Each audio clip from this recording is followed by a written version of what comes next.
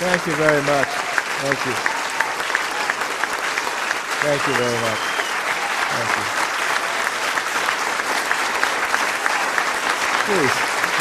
Please be seated. Thank you. Oh boy, thank you for your warm welcome. Thank you very much. Well, I appreciate that all of you have come out tonight. I know it's late. You probably have better things to do on a Friday night, but thank you for coming. We do have some important things to talk about today. You know, we all know, we all believe, and we all understand true parents are the returning Lord of the Second Advent. They are the Messiah, the true parents of heaven and earth. And they are the ones who are going to lead us into the kingdom of heaven on earth. But until now, we didn't know exactly what it looked like, how it was organized, how it would work, what its politics were, what its economics were. What exactly is our vision for the ideal world?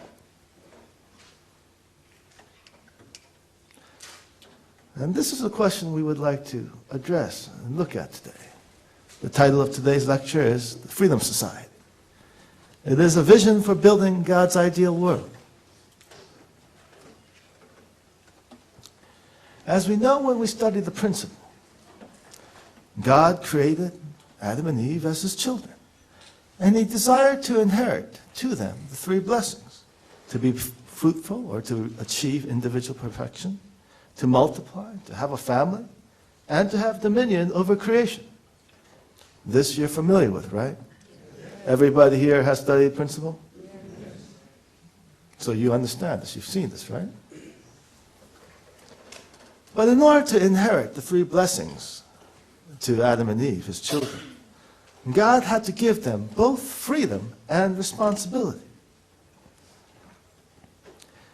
They absolutely needed freedom in order to choose to become co-participants in God's creation, and therefore stand in a position to inherit all things in creation as the children of God. And we know that in the Garden of Eden, before the fall, that there were basically four actors. There was God, there was Adam and Eve, and then there were the archangels. This you're familiar with, correct?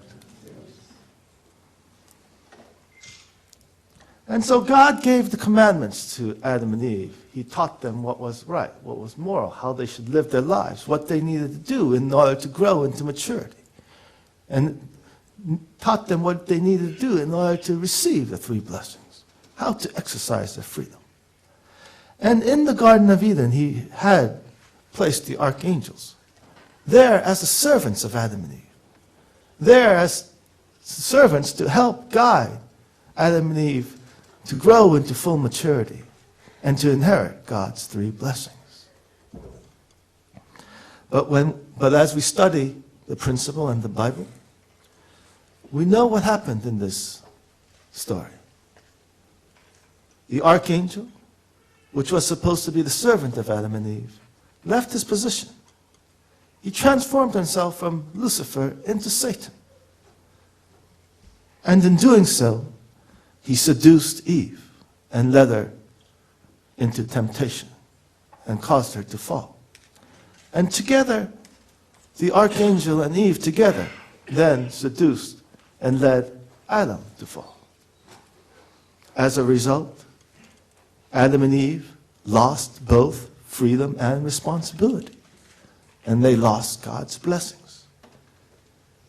And they were separated from God. The archangel went from being the servants of Adam and Eve to being their master and Lord. And Adam and Eve went from being the children of God to being the servants and slaves of Satan.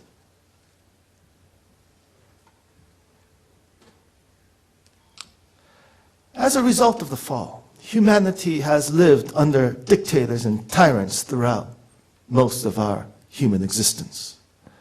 Nonetheless, God has worked through providence to try to restore and bring mankind back to his original position and restore the family of Adam and Eve back to the Garden of Eden. He desires to bring all of us back into the garden, and that is where we all seek to go. As a result, despite the terrible suffering and tragedy of human history, despite the thousands of years living under tyrants as slaves, humanity has always maintained a memory of the freedom which it had in the Garden of Eden. And as a result, in brief periods throughout human history, we saw glimpses of that freedom expressed. We saw freedom arise briefly in ancient Greece. We saw the rise of the Roman Republic, where freedom flourished for a few hundred years. But nonetheless, as we look at history, freedom is not sustained and invariably dies. Aristotle wrote, republics decline into democracies, and democracies into despotism. We know the story of Greece. In its initial forming, it was prosperous. People were free. They created new things. They created great wealth. Trade prospered. The city-state grew wealthy and strong. But as the city-state grew prosperous and wealthy and strong, and as democracy progressed, people realized that they could vote for stuff that they wanted, regardless of whether there was any wisdom to doing that action. And as a result of this newfound understanding, the city-state of Greece started engaging in very unwise policies, just because the people wanted it. They started a rather unwise war with Sparta, which lasted over 30 years, resulting in their defeat. They thought they would send colonies out to Italy and other adventures, resulted in failure. The result is that they drained their treasury and sapped their strength. And they lost the strength of their state. And they became so weakened that ultimately Athens was conquered by Philip II of Macedon. And the free people of Athens went from being free men to being the slaves of their new king, Philip II. Freedom died. The democracy of Greece perished.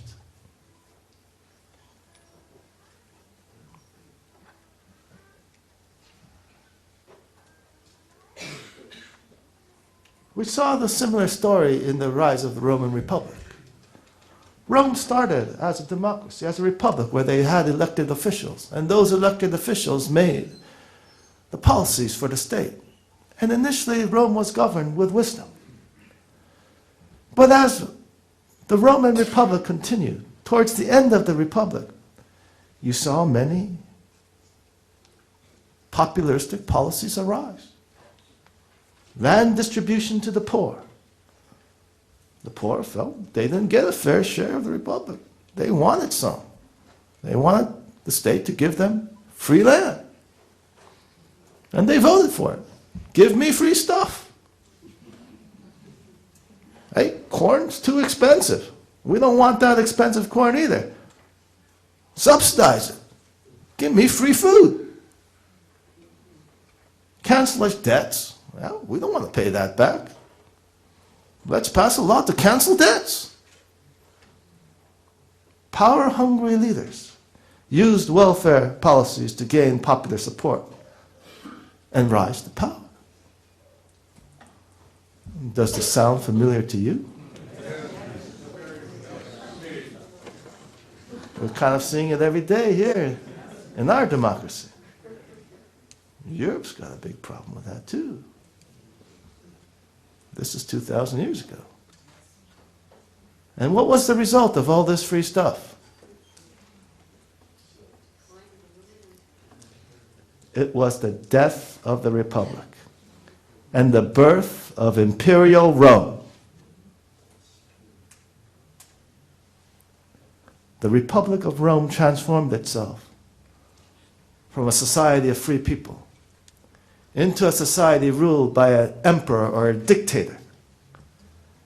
And the people went from being free men to being subjects and slaves. The freedom of Rome died. Democracy perished.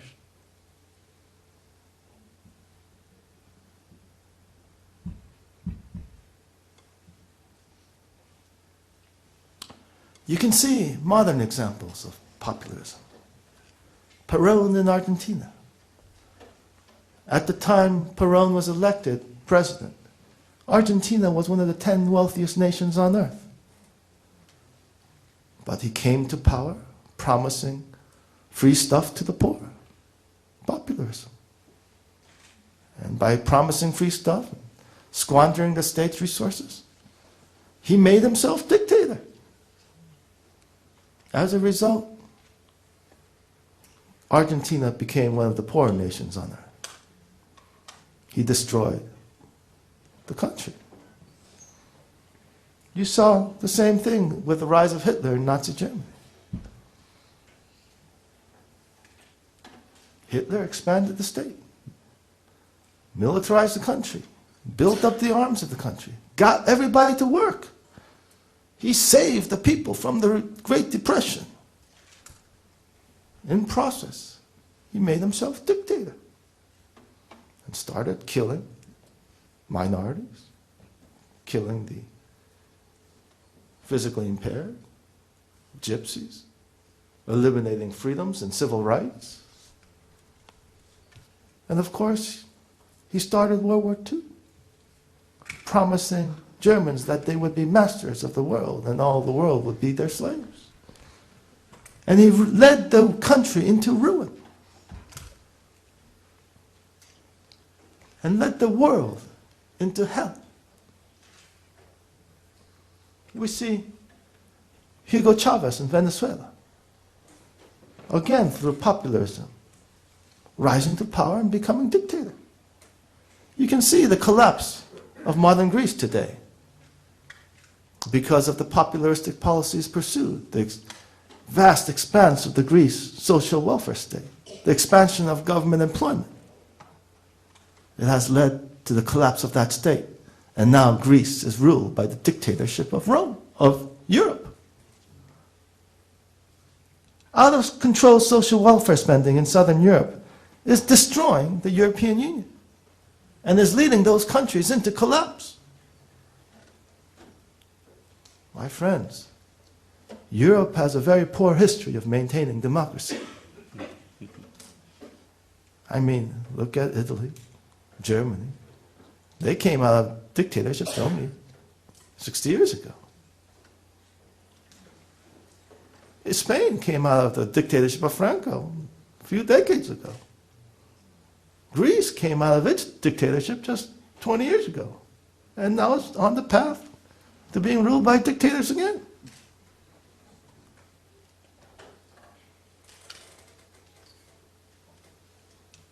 Populism does not end well for freedom.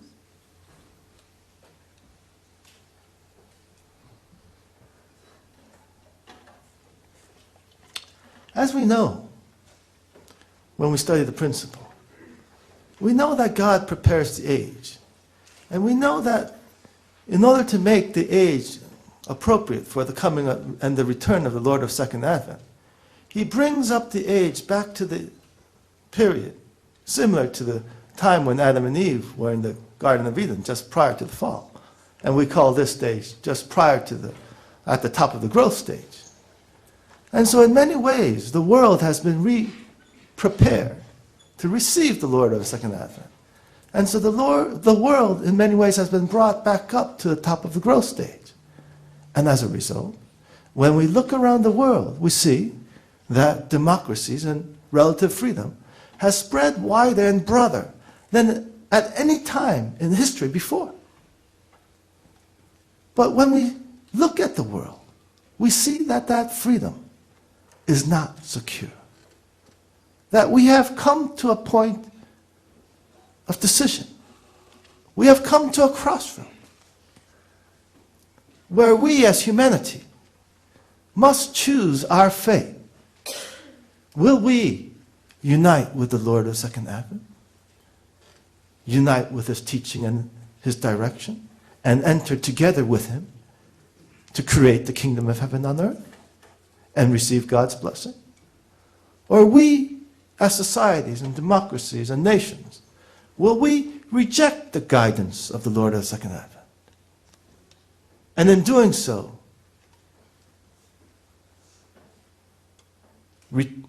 take the path which leads to hell and judgment. This is the choice which lies before us today. Not just as members of the Unification Church, but as societies which have been blessed by the age with freedom. Where will we go?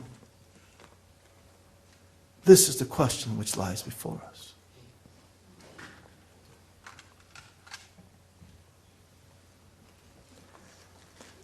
In order to answer this question, we must go back to the origin.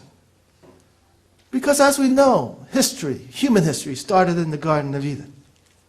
And it has been the desire of all men, ever since the fall, to return to the Garden of Eden.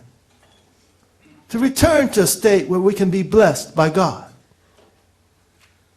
And so the question is, how can we understand today's societies in the context of the Garden of Eden?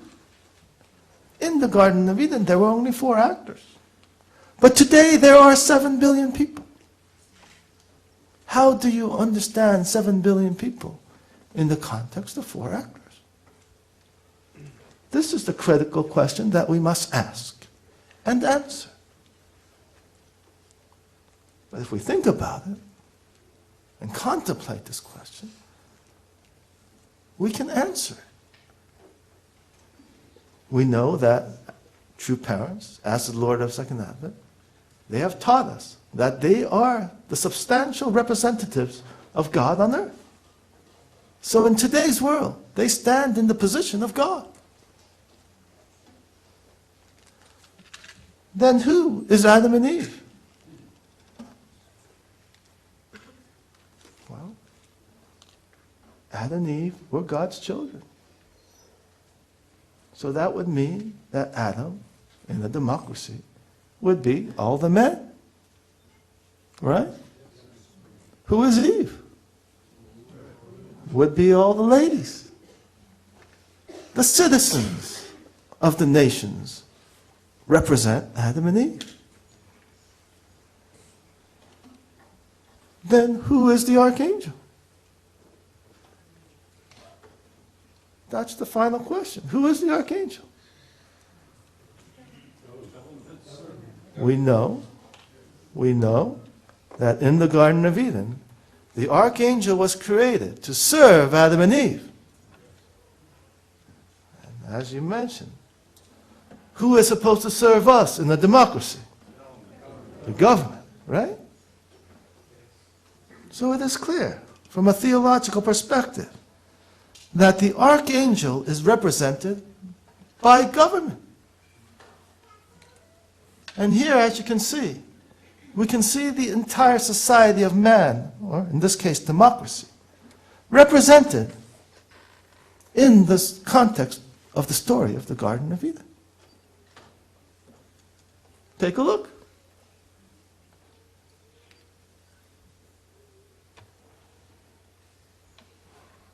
But then another question arises.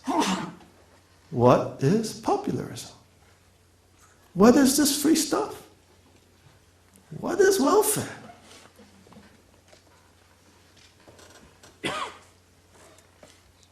What did the Archangel promise to Eve in order to seduce her?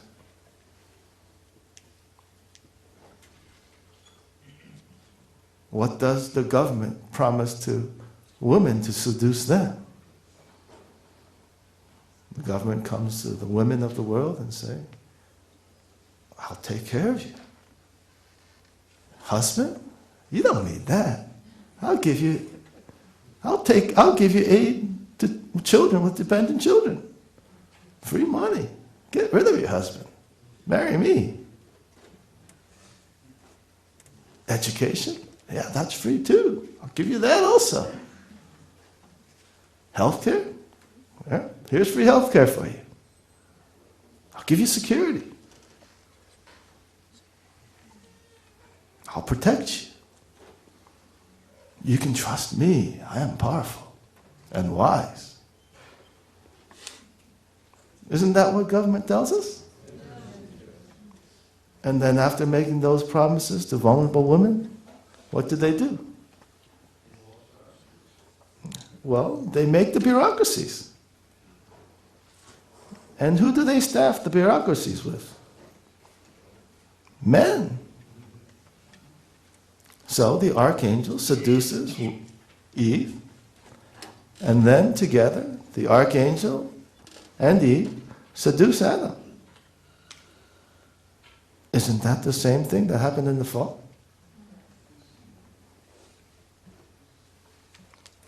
As we can see by that corollary, it is very clear that popularism is the process by which the archangel goes from being the servant of the people to becoming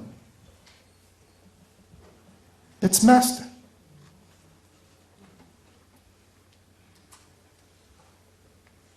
Popularism is the fall of man.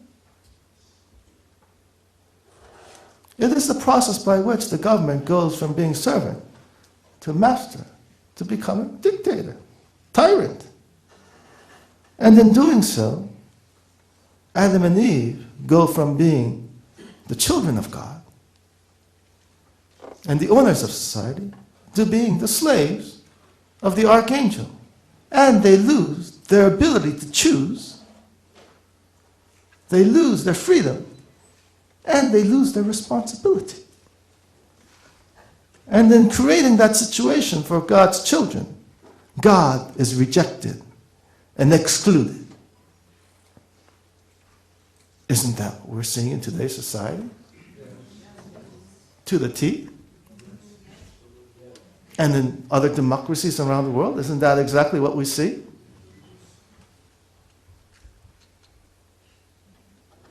We are seeing the fall in progress.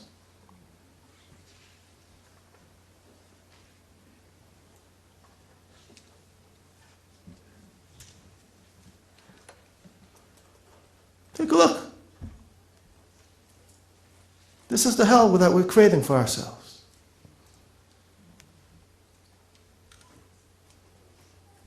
Because we want free stuff. But the sad reality of free stuff is free stuff has a price. It's called your freedom.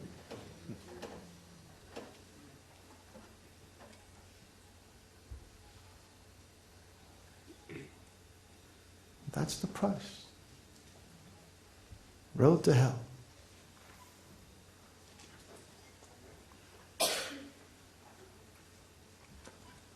We know, from the previous slide that, there's a road to hell, and we're on it. But what is the kingdom of heaven? Where should we be going? What does Father say the kingdom of heaven looks like? When we look to Father's words, he mentions some very key concepts. He talks over and over again about these many, many dozens and dozens of speeches all around the world. He talks about the peace military and the peace police. In addition to that, he talks about a society of conscience, where people live in accordance with their conscience, where there are no lawyers, no prosecutors, no judges, no policemen, a society without the need for law. But when we hear these descriptions of the kingdom of heaven, we kind of scratch our head and say, Okay, what does that mean? I don't get it. What is the peace police? What is the peace military? What is this place without laws? How can it possibly exist? It doesn't make sense to me. And so since it doesn't make sense to us, we kind of just say, okay, let's just ignore that. Right? Did I miss the point? But if we really think about it, if we really pray about it and study it deeply, it's actually not nonsense. It actually makes sense. We can actually think of a society which closely approximates the society of conscience which True Parents describes. And the closest approximation we can come up with is what you call a self-regulating society. And a self-regulating society doesn't require very many ingredients. You need the minimum government, very small government, to establish private property rights. You need law and order. You need to be able to register private property. You need free markets. And you need competition. If you have these three ingredients, you can create self-regulating societies. And a very good example of it is the free market system which you live in today for the areas which haven't been regulated by the government. Your iPhone. It's not government regulation which produces your iPhone. It's free market competition to make the better product for the customer. And in order to win in the marketplace, the firms who want to gain market share, they regulate themselves, they make their own rules, and they make their own designs to produce products which make you happy. And when they bring you joy, they make profit. Companies do not make profit by exploiting people. All the money in their bank is people's happiness. And it works. And this self-regulating system doesn't just have to be for electronics. It can be applied everywhere. It can be applied in education. There's no reason why the government needs to monopolize education.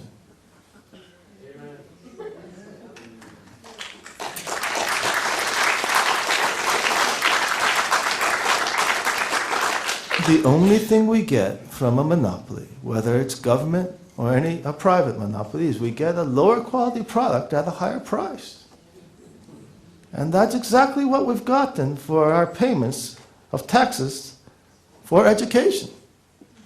After the founding of the Department of Education, real spending per pupil during the last 30 years has grown 100%. But our rankings on international test scores in math and reading have declined dramatically. We have paid more money for an inferior product because we are no longer free to choose. Our freedom to choose has been taken from us. Our freedom and responsibility has been taken from us. We have become a slave to government in the education market. And now government's planning to take over healthcare and take your freedom to choose your medical plans away from you. There's no reason why healthcare, medical insurance, not just insurance, but the operation of hospitals can't be driven by the free market. Can't be driven by the pricing. If it was open to free market competition, if we could see the prices of all the procedures, if you could pay for the procedures, we would see the cost of those procedures come down and the quality increase. The problem is that we don't have this freedom of choice anymore. And each day that we live in this great country, every time the government passes a law our freedom to choose gets eroded.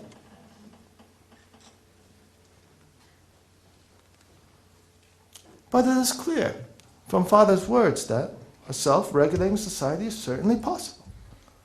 And you know, it existed here in America for 200 years. We had a self-regulating society for 200 years, since the founding to the early 1900s.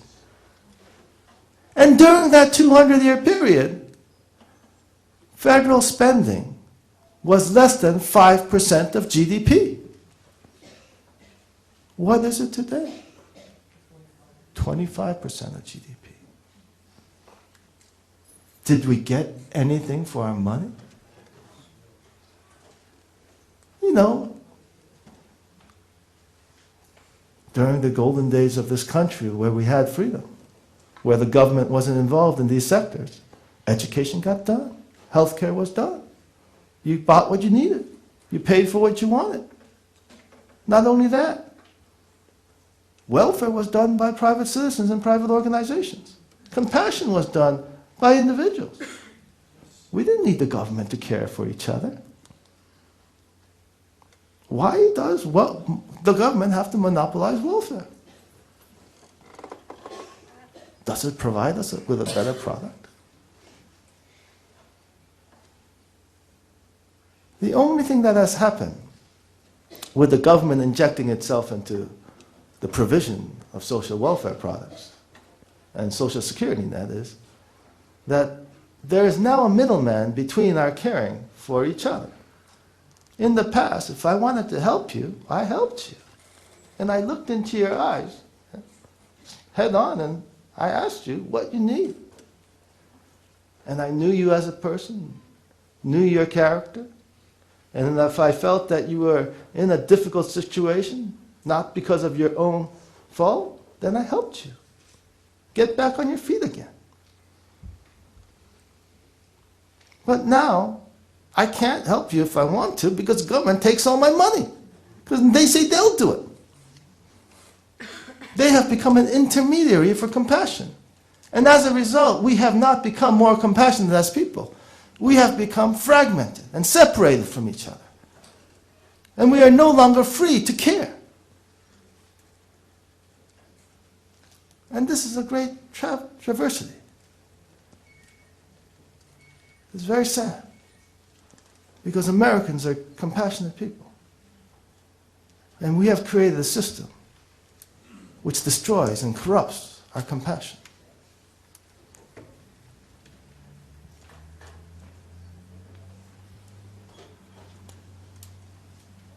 As we mentioned, in past history, we had the Freedom Society in America. But in the 20th century, we've lost a lot of it. Not all of it, but a lot of it.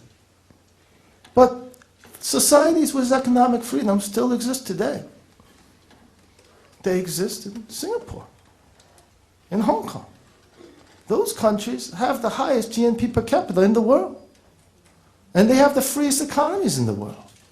You don't need to get the government's permission to export or import, or start a bank or financial institution, or make a transaction. They have the lowest tax rates in the world. They don't even have capital gains tax. And as a result, they have freedom and prosperity. But if you go to those countries, you'll see they have very good law and order. It's not anarchy. It's freedom. Real freedom. Not this mess we've created in our own country. We think that somehow our founding fathers who wrote our Constitution and established our nation are somehow out of date. But it is they who are wiser than us, because they made a great society, a free society. We've done nothing but revert to a more primitive type of social organization, which had existed for thousands of years. It's called tyranny. We've traded freedom for tyranny.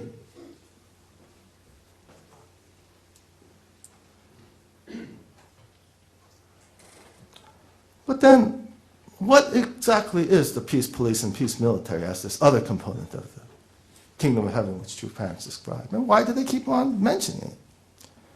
if we really look at what Father is saying, probably the closest approximation we can get to what a peace military would be like would be the militia system in Switzerland. In that system, everybody grows up in society, and when they mature, everybody becomes a part-time soldier. They have a full-time job, but in their house they have a machine gun, and they are a part-time soldier called to do duties to secure the national defense of their society. And the peace police would just be the police version of that militia system. And guess what?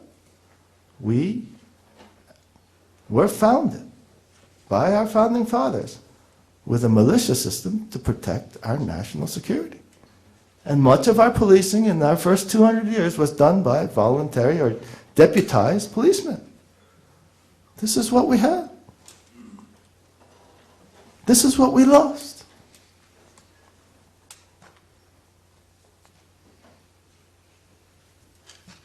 But theologically, why is it that we have this concept of a peace police and peace military?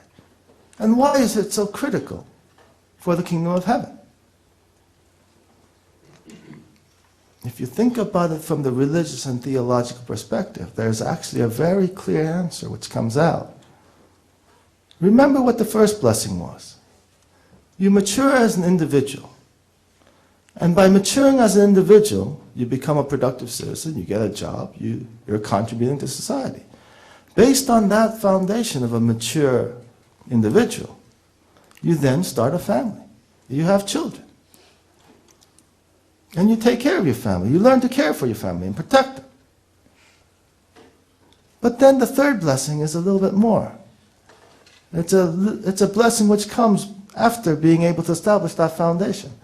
It's a blessing to have dominion over creation.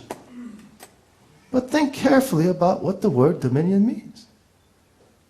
How exactly do we have dominion over creation? And what does that mean? Dominion is an awfully strong word.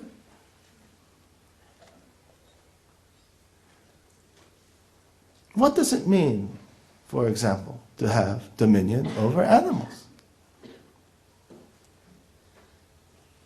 What does it mean? Why is it right for us to kill them and eat them? Isn't that what we do? We kill and eat, we eat animals, right? You've all had hamburgers before, right? You've had KFC. How do you think that meat gets on your dinner plate? Because people kill them. You understand this, right? But then again, I'm sure many of you have owned pets.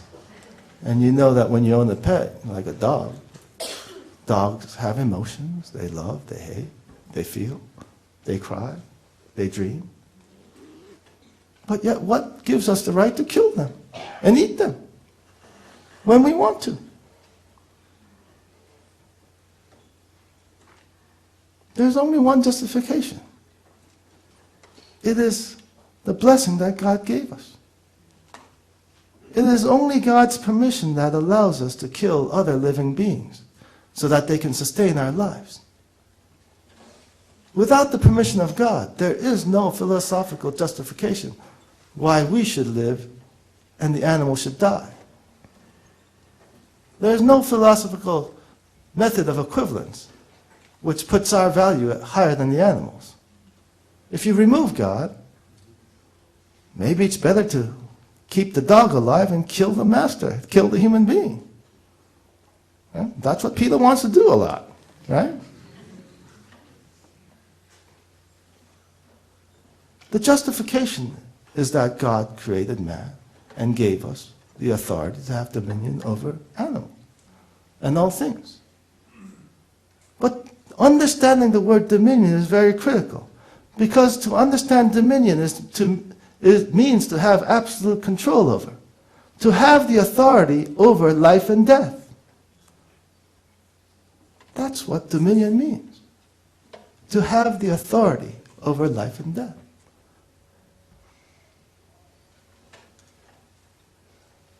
let's say, as a human being and as an individual. If you go out into the jungles of Africa, think about it. What gives you dominion over the lions and tigers?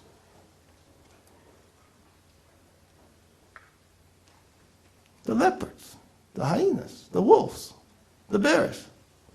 What makes you dominant over them?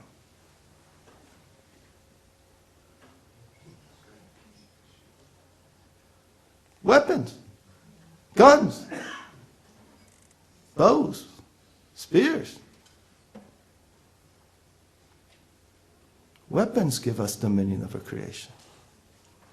Tools.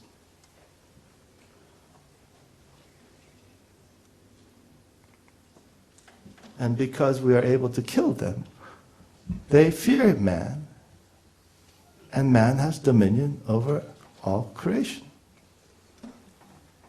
So this this ingredient of having dominion is very specifically related to weapons and arms.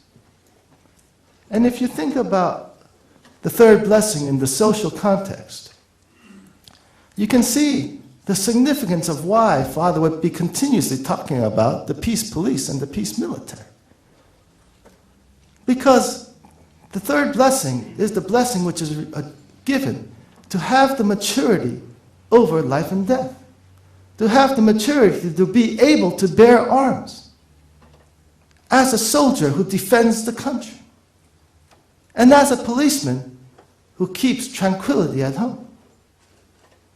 The third blessing is the growing of full maturity of a citizen of the kingdom of heaven to bear arms for the benefit of the public.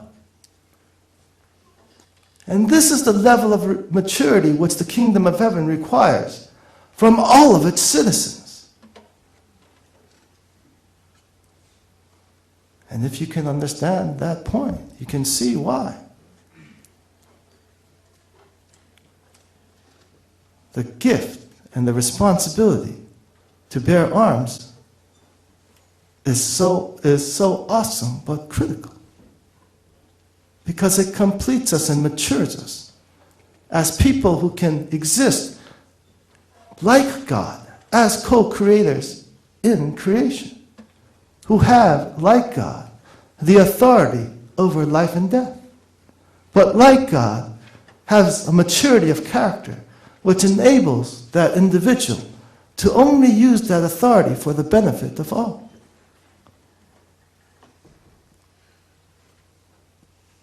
It is the fulfillment of our character.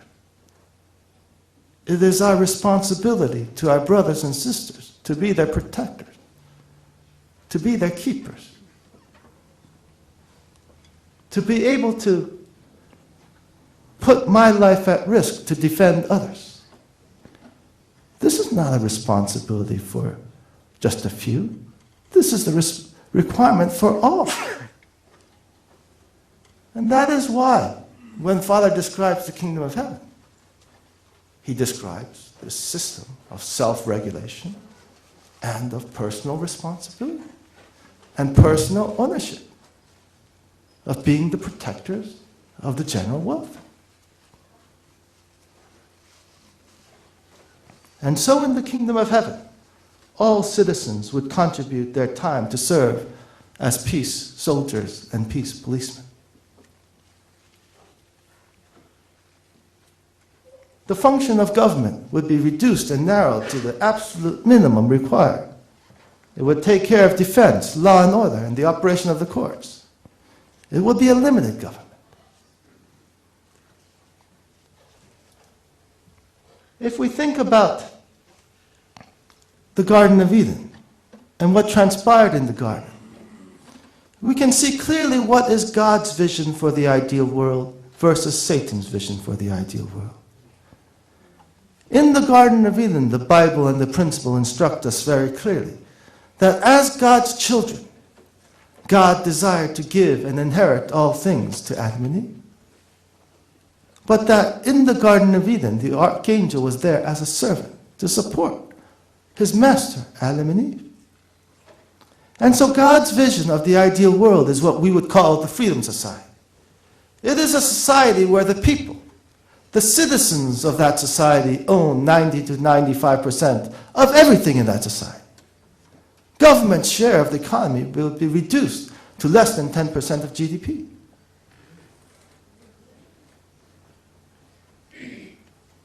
And in the same story of God, the Garden of Eden, we can see what is Satan's vision for the ideal world. What is Satan's vision of his paradise and his utopia?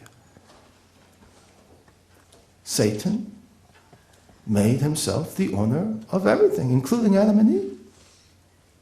That is why when we look to communism, we call that communism to be satanically inspired ideal society. Because look, in communism, the government owns everything. The Archangel owns everything. Right?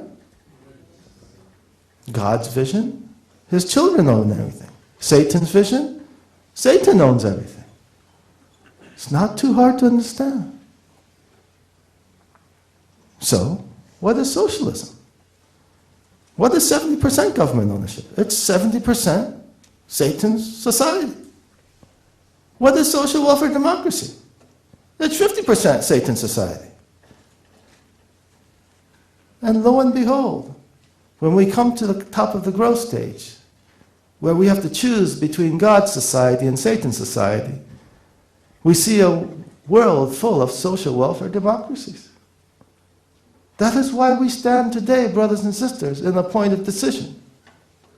A point of decision to go towards God's vision of the ideal world and inherit his blessing, or fall into Satan's vision and inherit hell. The question is, what will you choose?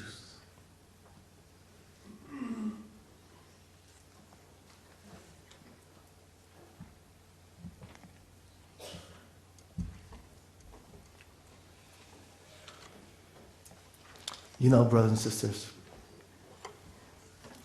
America was blessed by God. For the first 200 years, we had the Freedom Society. It was really the kingdom of heaven on earth. All the people on the world wanted to flock to America to be part of this freedom and this opportunity. This land where the streets were paved with gold, where if you worked hard, you could earn and keep the fruits of your labor. And that freedom inspired the world. It inspired the world. But that freedom, today, when we look at that original idea, we see much of it lost.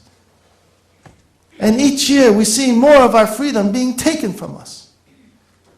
And we see our lives shackled by the restraints of tyranny. We see our fellow citizens being arrested in droves, having the largest prison population in the world, where the government makes war against its own citizens. We see a society that was once free turning into a society which has lost much of its freedom.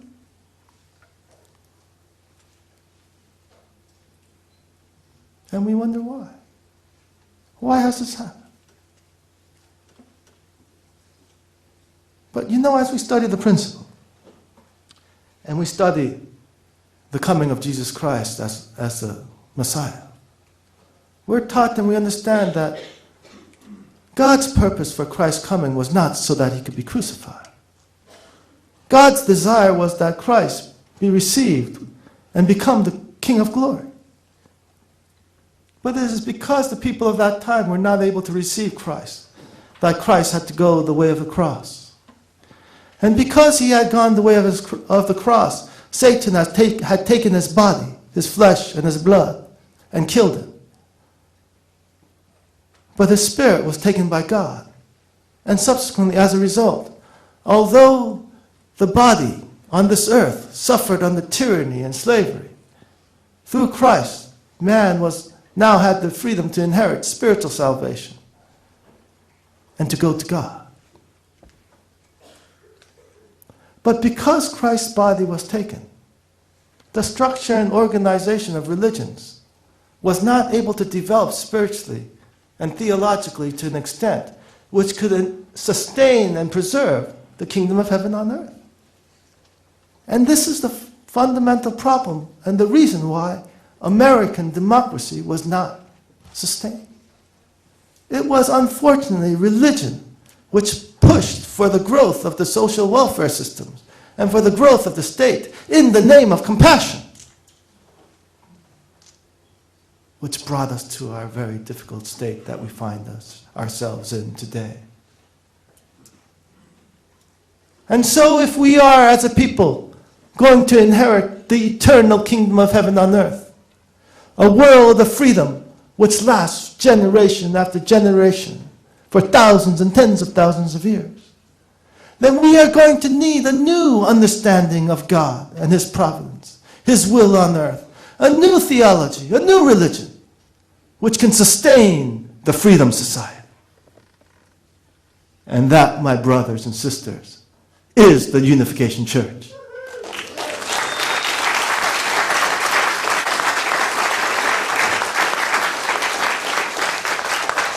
It is our teaching of the divine principle and our understanding of God's will and an understanding of God's ideal for the ideal kingdom of heaven and earth, which will enable us to teach the generations that follow. What is God's will for human society? What is the ideal world? What is it that we must do to preserve the kingdom of heaven on earth? What is it that we must develop into to become people who will never surrender freedom? My brothers and sisters, we, the Unification Church, we stand for freedom.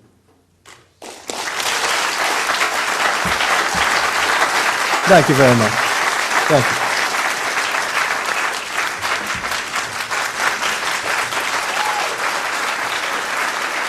Thank you, Kook Jin.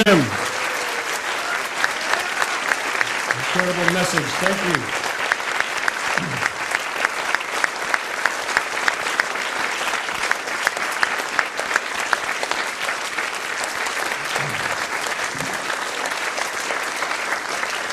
Brothers and sisters, let's take our seats. As promised, Kook Jin was